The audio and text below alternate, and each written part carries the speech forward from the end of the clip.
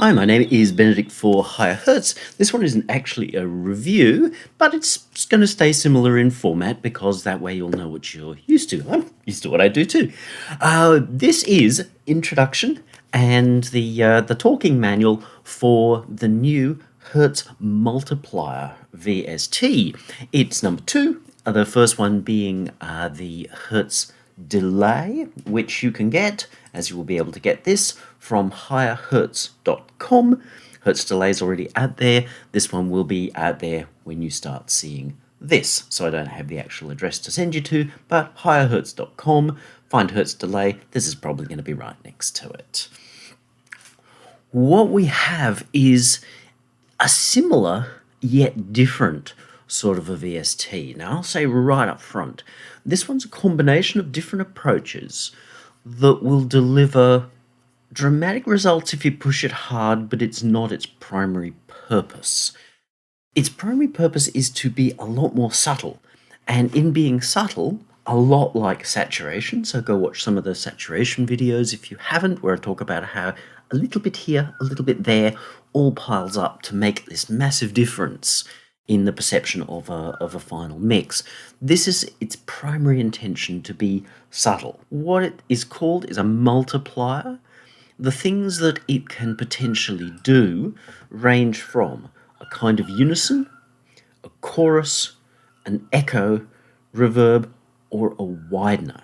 And it will kind of tend to do all of the above at once. It's how you balance it, wet, dry, the how you set up the actual performance of the signal, its delay lines, as to which appears more dominant. Here is a sound. Yeah.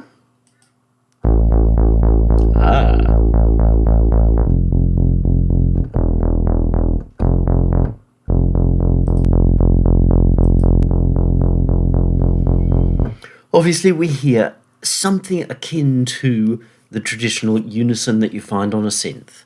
This is achieved slightly differently, so it's not going to be the same, and that's good because that form of unison on synths is absolutely everywhere. So you probably don't need it. If you needed it, you would have grabbed a synth with that unison button. This is to provide the opportunity to have some very similar sorts of things applied to other things. But again, I'm going to say primarily go subtly.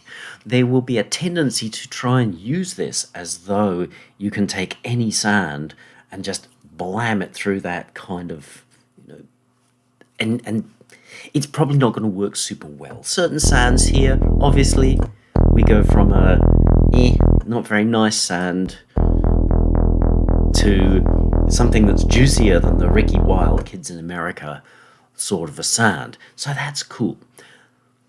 There are other possibilities, however. Let's move to a guitar sound.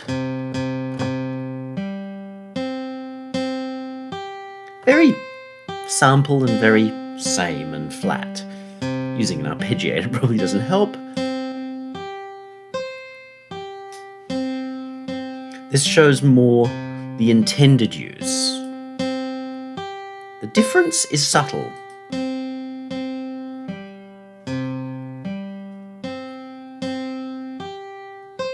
But we notice a lot more presence. Rather than that sound seeming thin and weedy and having no place in our sonic universe, it suddenly is moving. You notice how different plucks actually sound different from each other.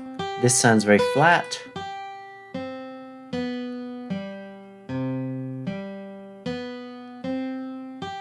You get the feeling that every time he plucks that string, we've got a slightly different sound, which is how it would be, because we never pluck the same place, the same way, with exactly the same pressure on the fingerboard. So this emulates some of that. It's not designed as a guitar thing, but it shows you how it can take a really quite static sound and suddenly give it this little bit of movement and a sense of space. That's a big, or the primary purpose of multiplier.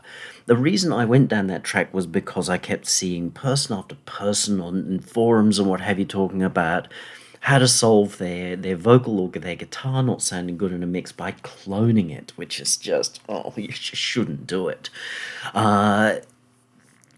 If you aren't going to make multiple performances, and sometimes it's not appropriate to make multiple performances, then simply cloning it and giving it a slightly different treatment it just sounds weird and wrong, especially if you hard pan it and EQ this one a bit, that one. Ugh. So this is a way of giving something suddenly that little bit more vibrance in its performance. And here we have the same thing on a string or pad synth sound. It's a nice sound, it's got all the elements there, but it doesn't fire. The traditional approach would be to put a chorus on it. Yeah, but it's not really working. We can put on a bucket brigade, and it sort of helps, but the more we try to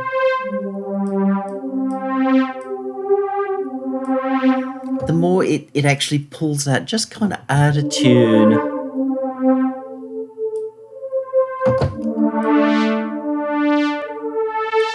And it's not achieving necessarily the sense of making that instrument seem the same, but just be a little bit more alive, a little bit more vibrant.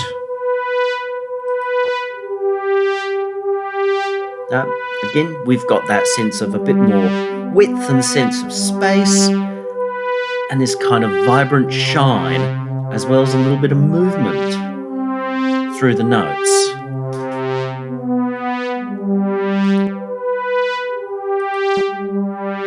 Now, I mentioned saturation. If we turn in a saturator, which is this wee fella,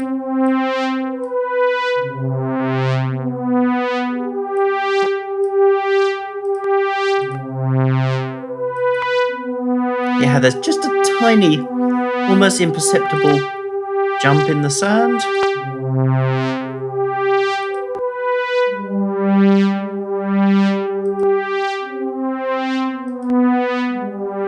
But we notice it more once the multiplier's in, so those little bits really just build up and grow.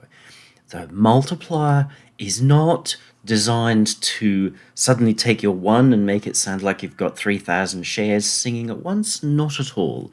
It's designed like a saturator to give you that little bit more body and presence and place.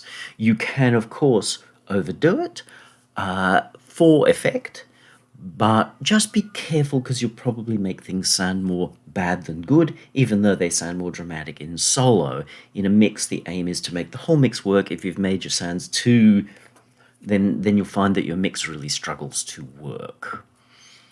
Let's look at the features of the device. While this is a slightly more complex device with more knobs, and I considered, well, do I just hide them or take them off the plate altogether? I thought, no, I'm going to leave them there because for people who want to dig in and create something unique, this allows them to do it. But quite simply, you'll notice that some of the knobs are white, as they were on Hertz Delay, because we've copied the same essential GUI and look and feel, and some of them are blue. So the white knobs are the ones that you probably should be using, and the blue ones are the ones you don't need to use. The blue ones are the below the surface thing. So to get main functionality, you can do everything with the white knobs and ignore the blue ones. If you want to dig deeper, then the blue ones are going to be interesting. Let's have a look-see at our architecture. The multiplier is relatively simple on the surface, a little complex underneath, but really not very tricky at all. What we do is we take our audio in, we feed that to 6 delay lines. They are essentially 6 very short delay lines. So we have some elements of a resonator in here, but I don't necessarily play it that way, but you could if you wanted. We take the left signal and feed it to the first 3. They're the blue ones. You'll notice the colouring here that is blue. So we're reminding you just that we've split our signal into stereo because it was already probably stereo. Even if it was mono, we've split them out so that you can make stereo from here. The second 3 go into tabs 4, 5, and 6, which are the red ones on this side. So signal comes in, left, left, left, right, right, right. You can pan those however you want, so they are not actually stuck to where you want, you can turn your lefts to rights or any combination thereof. It will handle stereo, so it can run as true stereo on the input, but the true stereo may be broken on the output, but that's not what this is about. You're mixing dry and wet more often than not. So that's your panning, and then it goes through the filters on the way out. So those filters aren't in the feedback loop. They merely are there to say, well, we'll change the ultimate tone that's being heard. We can roll some off the bottom, roll some off the top, and even resonate them if you want. The VU meter reads just everything that's going out the back gate. It is not meant to be accurate. It just shows you there's something happening in the unit. It looks pretty. There is no sense of accuracy, hence no markings whatsoever. Everything across this I've tried to keep as simple as possible, so deliberately no markings on anything. It's all by ear, by feel. If you're coming into this going, oh, but I have to put this knob on 4 before I get the right sound, it's not the way it works. You've got a few presets which basically set up the formula for how things might work if you're trying to achieve a particular purpose, but you've got to use your ear, you've got to use your feel. There is then, and this is a big part of what makes this do what it does, an LFO. There is only one LFO. There are 6 delay taps, but only one LFO. And you might go, oh, but then that means they're all going to do this. And yeah, they actually do. But, wait, boys and girls, there is more. Because we can offset the delay time of each tap, as in we can make each tap a little bit later than the main delay amount, then what happens is this. Each tap is still going up and down like this, but each tap is delayed a little, so it actually offsets that phase of them all. So some are up while some are down. Some are in the middle while some are going up and some are going down. And depending upon where each of these delay taps is in space and time, is how the phase of that one LFO is turned into essentially 6 different phase points. The classic Juno chorus is by inverting. So one side is up whilst the other is down. With 2, yeah, that's just a stereo. But once you've got 4, then you've got 1 up, 1 down, and then the ones on the other side are invertedly up and down. So you get that feeling more of a unison, which is what a unison chorus is, by saying we'll have a multiple of taps, normally 4, and at any point you've always got at least 2 up and down, so that you don't get that swishy that you get out of a chorus. This, you can do the swishy if you want, although it's not the first chorus I'd go to for it, but you will get more of a sense of just general wideness. But because this hasn't locked them so that you're always going to get that feeling, sometimes it's possible that they will all be down or all be up, which is why when you notice, if you listen carefully to the guitar sound, you hear sometimes that the tone changes. And that's good because it's adding a whole pile of movement, which is part of the reason it's called a multiplier rather than a chorus or a unison or whatever. Understanding that's pretty important. So our actual knobs, we have spread. Spread controls our tap times. Now for the moment, we're going to ignore those and just leave them as preset. So what this does is it takes each of these delays and turns up the power of these. So essentially it's spreading the time of our delays. Right here, they're all the same. So you can hear it's almost phase cancelling itself. Let's just pull these down.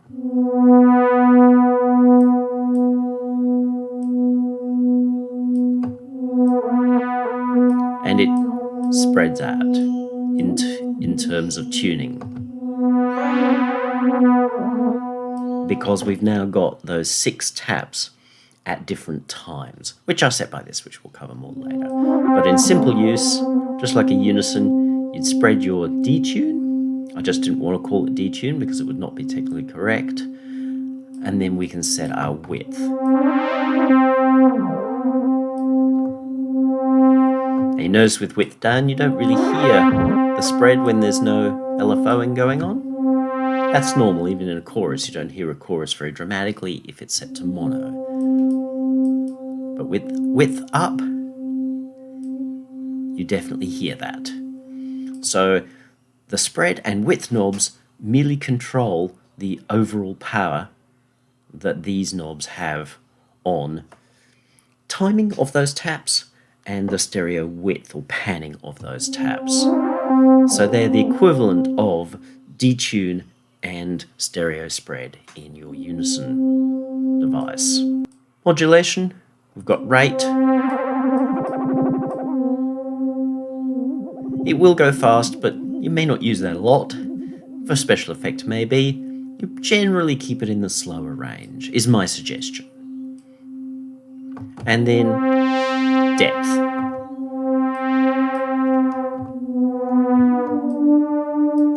If you're wanting to run this as a more noticeable chorus,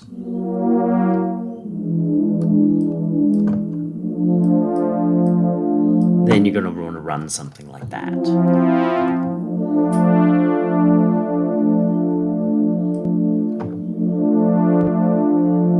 So we're adding a lot of width and a lot of movement there at the same time. Obviously, we've then got our dry and wet, so we can be all wet. Wet will always be a bit louder. You can, if you're trying to balance your ins and outs, which I'm not really going to try to do with this too much, then you can look between these two. This is the input signal, this is the output signal. It's not stereo, it's just summing them, and it's going, okay, well, this is what we're hearing. So generally your wet's going to want to be a little bit down because we have got 6 signals coming in, but that's not always going to be the same because there's phase and frequency cancellations because we've got these 6 taps hammering away here. And then, of course, dry. I'm not going to fuss too much moving forward on trying to keep the same level in and out. We've then got these filters. They're full range, Ridgy-Dig synthesizer filters. I'm really not put them here to do that kind of work with, but should you so desire, you can.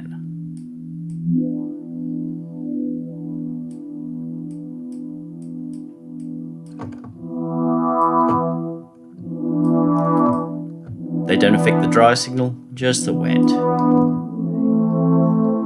And maybe that's a cool sound. It's definitely changed the sound.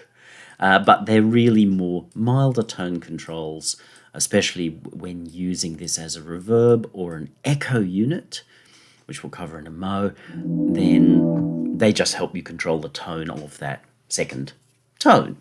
There is a preset in here called Thickener, which is using, I can't remember the settings, but it's using this to pull down.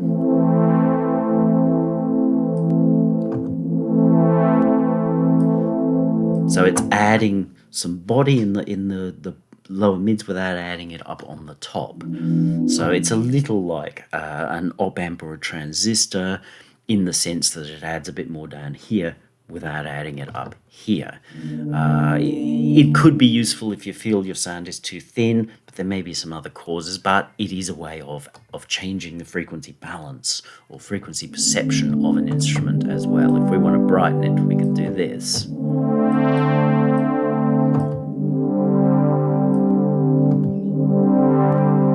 Hear how that gets a slightly sort of lifting or angelic cast to it, simply because we've put the brights that are slightly late brighter and pulled out the root of the sound. So you can use them for that kind of thing as well. We then get into our slightly more complex functions, which are really the setup for how these knobs that we've just used work. The main one being this pre-delay. Generally speaking, for its prime usage, you would leave that to nothing, because your actual delay time is going to be set by the combination of these taps and the spread control. But we can move this out.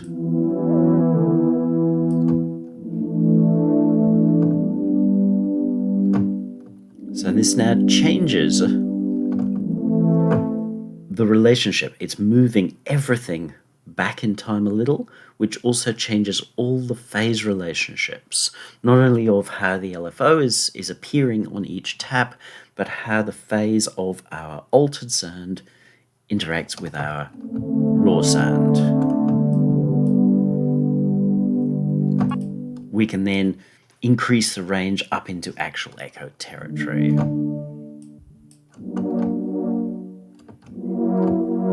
And this is where you might want to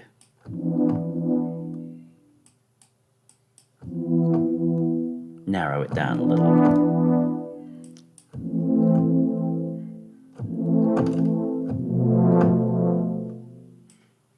Of course, feedback.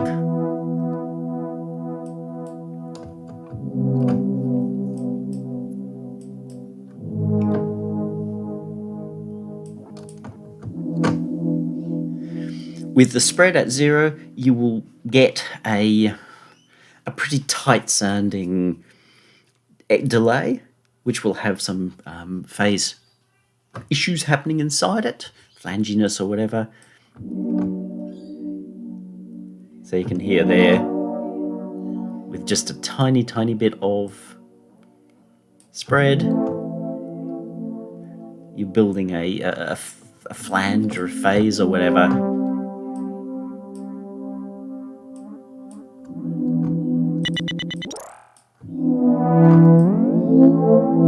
So we can create pretty narky phases and flanges, or flanges more to the point.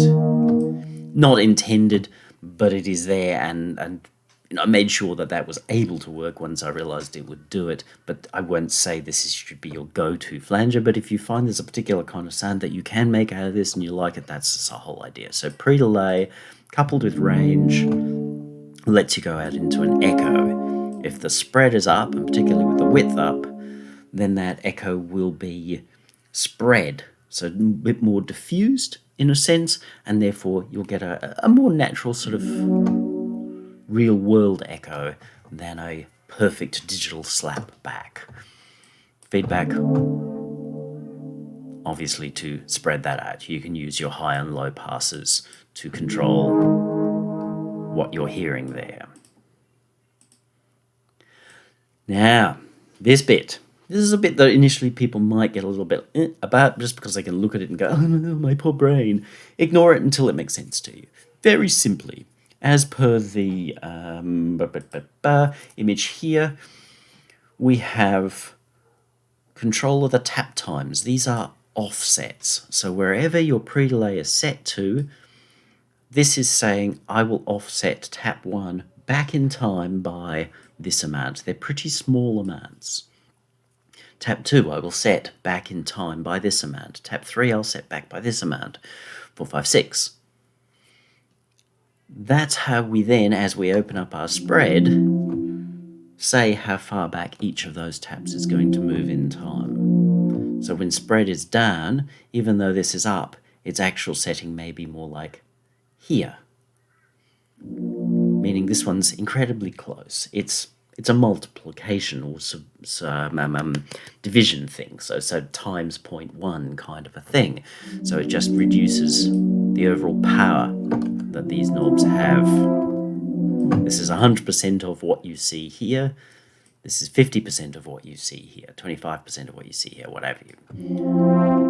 Now we can set these however we want. They are preset in the presets, mostly to this because that's kind of the obvious thing that people would want. So we've spread the taps which are closest to the center to be fairly close and then to echo back out. So they do this because mostly we're looking for that sense of wideness or belonging in a room or space.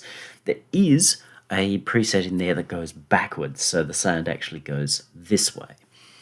So you can play with that. You can actually move things across the pan thing. So if we have this all the way to the left, this one all the way to the right, and these ones working their way across, you could start this at close to nothing or at nothing, and move it to as far as you want to go, in which case your sound comes in and it's going to go do-do-do-do-do-do. Its range through these is short. These do not go out into full delay lengths. So even if you set this to a echo kind of a time, it will wait for the first one and then they will like that fairly quickly. It's more about keeping that focus on being able to make short, close sounds. So set your tap times as you want them. Anywhere will do. There's absolutely no reason why you couldn't just set them kind of randomly. If you have one of those doors that allows you to set particular controls to be randomized, I guess you can do it. I'm not big on that myself, but they can be kind of absolutely anywhere you want. So you could set them to be anywhere. So a signal comes in on the left-hand side and goes to taps 1 through 3, which rather than being all kind of neat, could be a little bit of higgledy-piggledy. You could pan them higgledy-piggledy as well. So you can really move that signal around, which is part of how we create that sense of space. These have just been set up by default mostly to play the synth unison kind of a game. But get creative with them. The same with the pans, as I've said. What's coming in as left-hand signal, you can pan absolutely anywhere you want. So now that's going to come out the right-hand side. You can set them to random. You can set them to do absolutely anything you want. In this case, we've got our shortest delays being just offset a bit, our mid delay, and then our longest delay going widest. That's just the obvious thing we'd do. As I said, we could go backwards. One of the presets does go backwards, or we could say that we want all our sounds to do this. And if you're looking to enhance your stereo without hard panning, because hard panning is not my idea of the wisest way of doing it, because I think you end up with a narrower sounding mix when you do it too much, is that we could pan our actual instrument, let's say 50% out, feed it into here, let's say it's already 50% across, and then we could say, okay, I'm going to have my time all go this way, along with its pan. So as each tap gets longer, so the first tap at tap 1 would be pretty darn short, and it will be either at left or at center, and then they'll all move out. So what's going to happen when people hear this sound is they're going to hear the sound here and its room, its space here. And that can be as short as you're hearing here, like the direct unison kind of thing, and they're going to feel like it's over there more than it really is. And that gives a sense of huge space because that sound moves. I do that sort of thing with delays fairly often in mixes where I don't want to hard pan it because it's going to make that guitar in particular sound tiny. But if I keep it in the center where it's fairly muscular, but I move its echoes sideways, then we'll get this sense of the guitars being super huge. So this will help you in that sense as well. That really is all of its features. It's how you use them. So for the moment, just use your spread, wide, and then your rate and depth.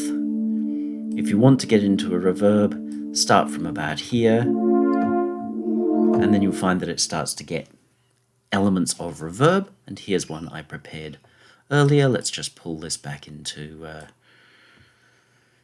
yep, that's fair enough.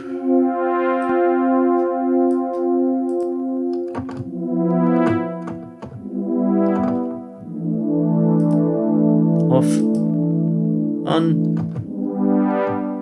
This reverb, it isn't very stereo. What idiot set this up?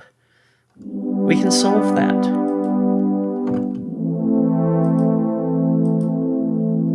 Using another multiplier, this is now taking that signal, all wet, and moving it out. So we're using exactly the same stuff that we already had, and our width is full. You hear how that just springs into more life.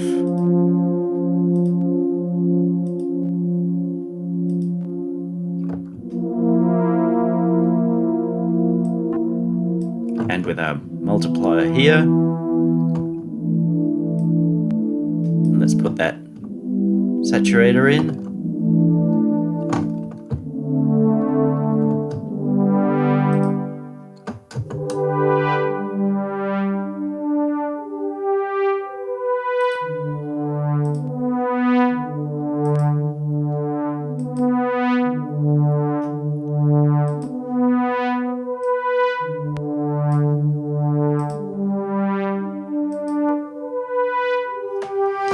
All those little layers are building up for a really big, vibrant sound. Rather than trying to make it all happen in one go, which is what was happening with that chorus there, it's like, we're not getting there. But when we add all these little layers on top of each other, they affect each other, they build on each other, we end up with a big, vibrant sound. And that's the whole idea of multiplier, to take your sound that seems like it's probably not super exciting. Let's just turn these off. Let's say our guitar.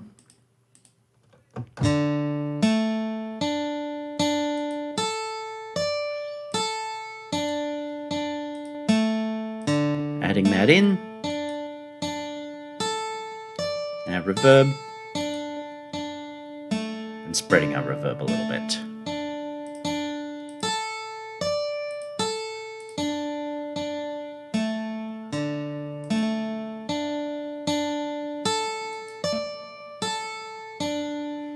We've suddenly got a very vibrant sound, which sounds an awful lot less like a sample played with an arpeggiator.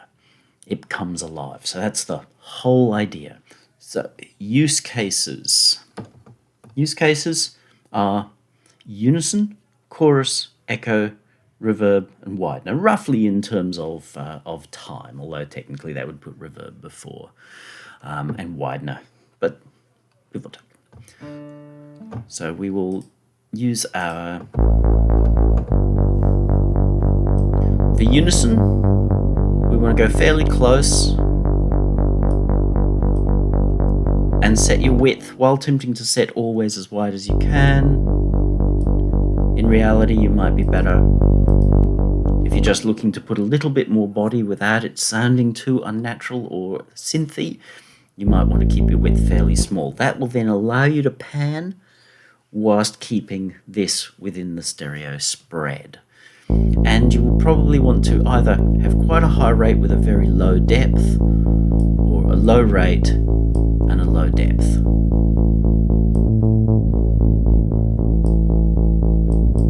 There is nothing to stop you from modulating these controls externally.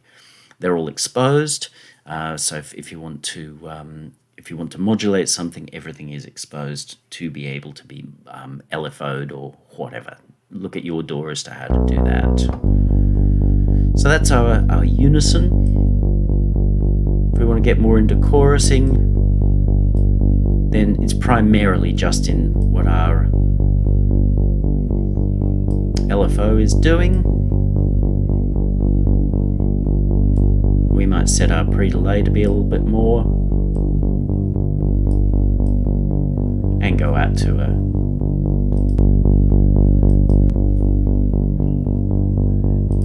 I'll just turn those off. So we've got quite a big difference there. We've added a lot to the signal. Next does come reverb.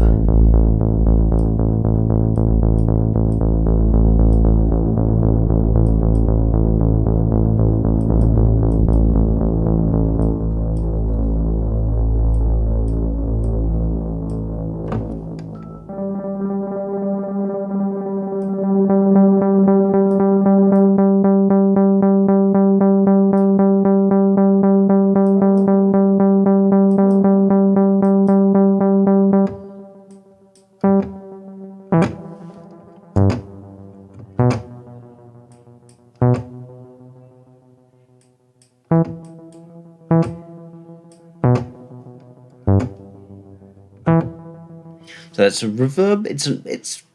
It's like an early reflections kind of thing, but that will work very nicely in a mix. Echo goes out to, just turn this off.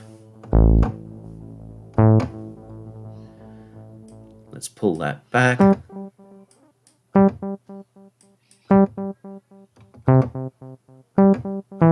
So if our spread's done, we can see how that gets a little mushier.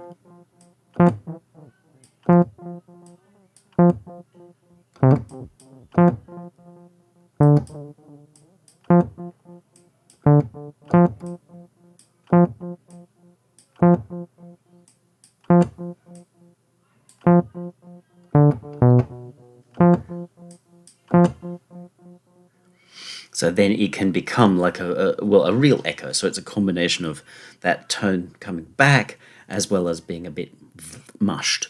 So that's that option. The other option is as a widener, which you've already seen. We're going to want our pre-delay to be low. Generally, we want our width to be high, but our spread to be pretty low. Probably don't want a lot of feedback, but you can. Probably a low rate.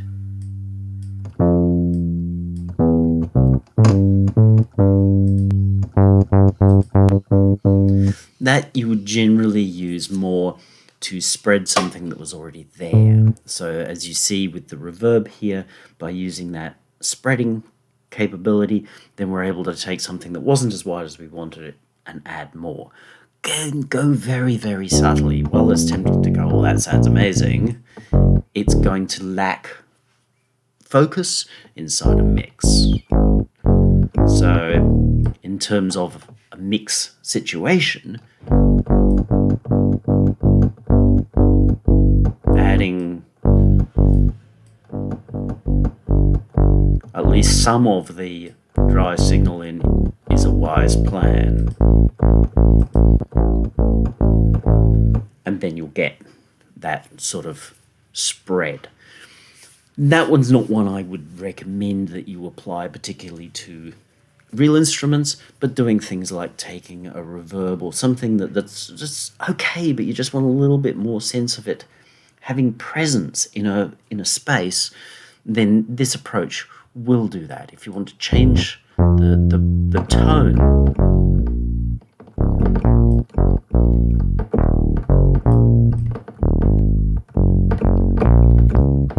hear how that dulls the sound, makes it seem more muted.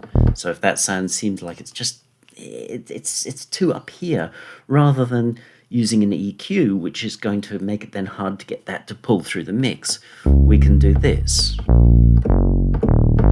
So it's still got that on the front, but on the second half, we've dulled it down. And the inverse, which is to make it seem a lot brighter. See, that seems to have pulled all the bottom end out of it, even though we haven't pulled the bottom end out of the original sound at all. It's exactly what it was. So you can widen based on saying, well, I want to give this more of the kind of a feel, which it definitely gets here, because the slightly later sound is it's woolly. Or I want that sound to seem like it's not as attached to the earth. We can do it that way as well. So the original frequencies are all there. We're just moving them up or down, or we can move them into the middle.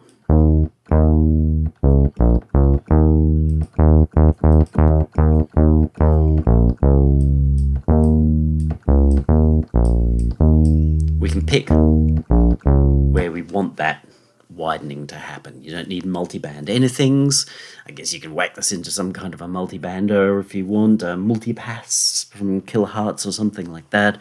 Not my path, because I don't do much multiband anything, but there's no reason why you couldn't put one of these with different settings into some kind of frequency split type thing. My concern with that is just that, while you will end up with a dramatic result that's going to stand out, it's going to stand out because it's kind of weird. It's like having, if it's a 5-part say you've split it into 5 frequency ranges, you're then saying to your listener, you're in 5 different rooms at once. Your feet are in one room, your head's in another room. That's either powerful mojo or powerfully unsettling. So be careful and really make a conscious choice if you're going to do that. That's really all our major use cases. There is, as I said, the possibility to go really tight and have it do a kind of a flange as well. Make sure you have a limiter across this fellow, especially if doing that kind of stuff, because it's going to howl, and that will be its fun, but don't put it out over your speakers. If you have any questions with regards to operation of the unit, it is a little trickier to install with Apple this time. Apple are a little obtuse with developers, so unfortunately this one seems to have upset them. Hertz Delay didn't. This one seems to get a alien software thing. There is a thing in the manual that tells you how you're supposed to go through that. I'm not an Apple owner myself, but an Apple owner has said, this is what you got to do, and that will see you sorted. So if you need the 3rd stage of installation, then you need the 3rd stage of installation. It's an Apple thing. There might be the ability for me to export these as Apple VSTs. In the near-ish future, we will look at those. That might reduce the need to install the patches separately, but there's no promises on my side. Unfortunately, Apple do make it very difficult for small developers. Again, any questions, pop them down below. To get this, then you would head over to the website, which is higherhertz.com. Look for, because chances are wherever the Hertz Delay is, Hertz Multiplier will be there as well. Most importantly, have fun with this. Have a great day.